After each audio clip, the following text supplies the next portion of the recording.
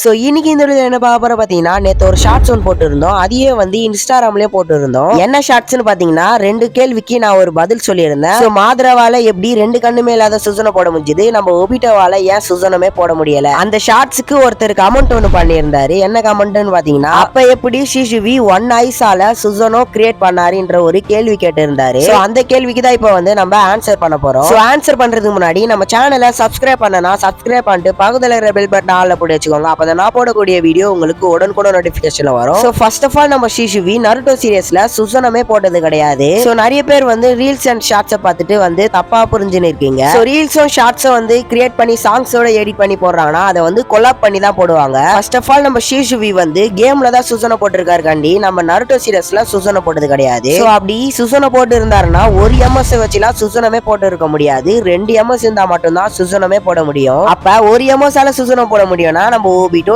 எப்பயோ சுசனம் போட்டிருப்பாரு. சரியா, சினிமேல் வந்து ஷார்ட்ஸ் அண்ட் ரீல்ஸ் பார்த்துட்டு ஏமாறாதீங்க. அப்படி நருட்டோவை தமிழ் டப்பிங்ல பார்க்கணும்னா மறக்காம கமெண்ட் பண்ணுங்க. அதோட லிங்கை கீழே டிஸ்கிரிப்ஷன்ல கொடுக்குறேன். அது மட்டும் இல்லாத நருட்டோ கேம்ல சிசிவி சுசனை போட்டு நீங்க விளையாடி இருக்கீங்களான்றத மறக்காம கமெண்ட் பண்ணுங்க. பாய்.